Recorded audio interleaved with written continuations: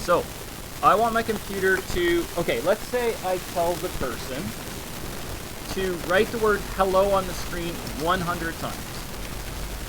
You can see that this will eventually get very boring to do that, okay? Say the word hello on the screen 100 times. Now I could copy and paste to help myself out, but I'm gonna have a lot of code in there, right? So now I have 3 of them. This is a very trivial exercise. No one would ever ask you to do this in coding, but now I have 6 of them, you know, now I have 12, and so on and so forth. But there is a way to get the computer, which is good at computing stuff, to do it in way less lines than that. So if I run this, it's going to say hello a bunch of times.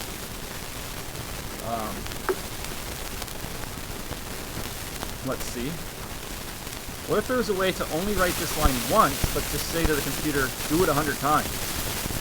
Okay, computers are good at that. Wrong lab. Sorry. So it's going to write hello on the screen a whole bunch of times, hopefully. And it does. Great. And I can keep copying and pasting. However, I want the computer to do it 100 times, and I just want to say do 100 times. Okay? Now, judging by how some of you code, you would think that you would just write the word do 100 times, and the computer would be like, oh yeah, I understand what you mean. There's no problem. I'll get right on that. But remember, that's not how computers work. They need very specific instructions. The way you do it is, first of all, you put this line inside of its own curly brackets. Okay, much like you would an if statement. You have two curly brackets. Okay, and then above those curly brackets, you write the word for, F-O-R, and then you write how many times you want it to run. 100. No, that's not quite it. That would be nice, but it's not going to let us. What you actually have to write inside the for loop is 3 things. First, you have to make a variable. You name it anything you want, and you have to set it. So I'm going to make a variable called I. Oftentimes when we make these loops that count over and over, we use the letter I as kind of for index. But you could have anything you want. You could call it whatever you want. J, K, num1, whatever. I think I is a good one to use. Try to keep that. The second thing you write is a condition that needs to be met. I want this to run. I'm going to write 1. I'm going to start at 1. And I want it to run as long as I is less than or equal to 100. So that will ensure it's going to run 100 times. As soon as I is greater than 100, it will stop running this line of code. And then the last thing is you have to tell I how to increase. I could make I equal I plus 1, so it will count up by 1. I could make I go up by 2, by 3, by 4, by 5, by 6, whatever I want. I'm just going to go up by 1, and I'm going to see what happens when I run this in the debug window. Do I have a little stop sign there? Stoppy, where are you? Can't really tell if there's a stop sign there. Hold on. Okay, I'm going to put a stop sign down, and I'm going to see what happens. So let's have a look. I'm going to press F8 to run it. Got some pretty wild values. There we go. I. Look at that. I is jumped right now. You see that?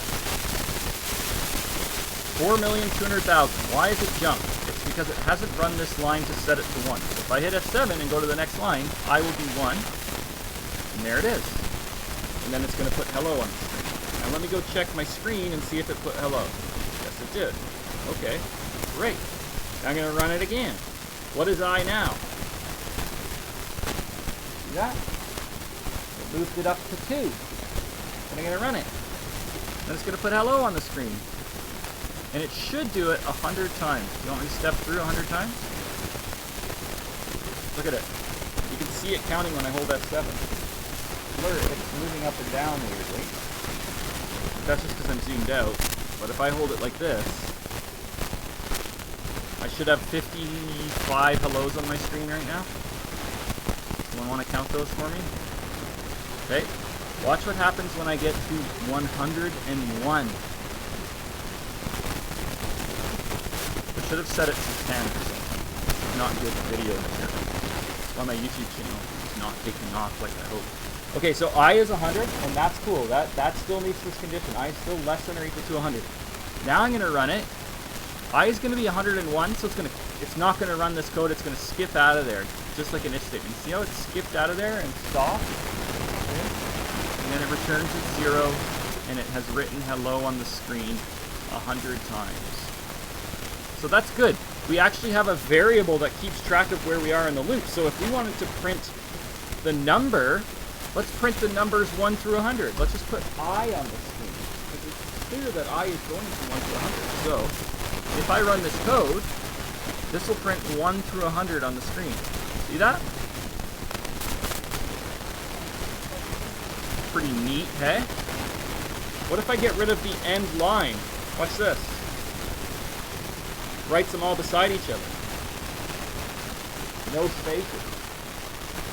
1, 2, 3, 4, 5, 6, 7, 8, 9, 10, 11, 12, 13, 14. What if I get it to run a million times? What do you think it'll do? Just fill my screen with numbers. Watch. It's like the Matrix screen. It'll do it. I don't know how long it would take though. Let's try 10,000. The only speed limitation is how long it takes to print a number on the screen. So this is going to print all the numbers from 1 to 10,000. You can see there's 10,000, 9999, 9,999, so on and so forth. Yeah. So it can print 10,000 numbers in 7 seconds. Pretty fast. You want to try a million, and probably take 10 times that. 70 seconds, 1 minute, 10 seconds. We don't really want to wait around for that, but you get the idea. Okay. Another interesting factoid about this. So I'm just going to print the numbers 1 through 10 on the screen. Shh. Yep, be quiet back there. I'm recording a video. So there's the numbers 1 through 10. Here is one interesting fact. Okay. If I go to try to change I outside of this loop, it won't exist. Watch what happens when I run the debug. The I variable only exists inside of this code, inside of the curly bracket. So I got my debug here. I'm going to run it 10 times. There's 1, 2, 3, 4, 5, 6. I will disappear once I'm done my for loop, so I won't be able to access it, which is fine. But just know that, understand that concept. So I'm on my last one. I is less than or equal to 10. That is true. But now I jump out, I disappears. It no longer thinks about I, it doesn't care about I. If I try to set I to 20 here, it will break.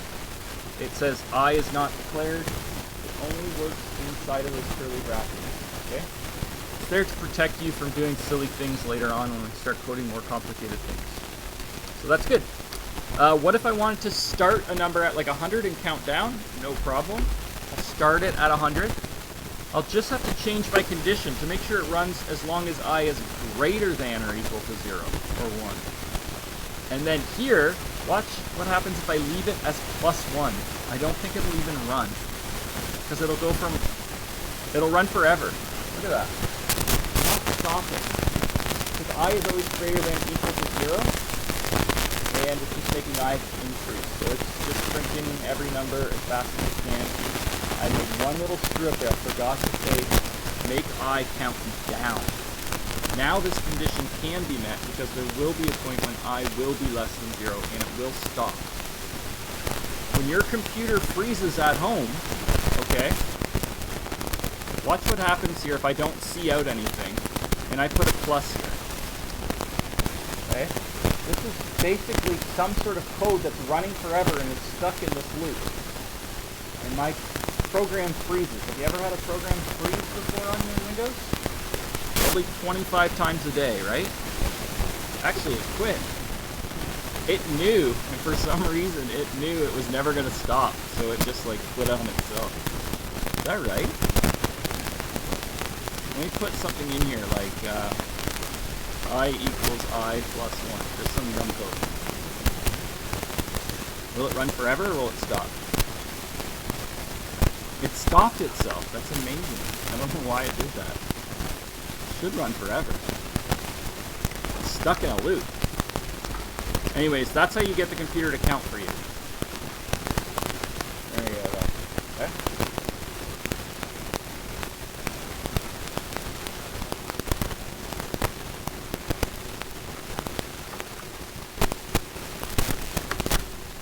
So Trilab 9, I'll post this video on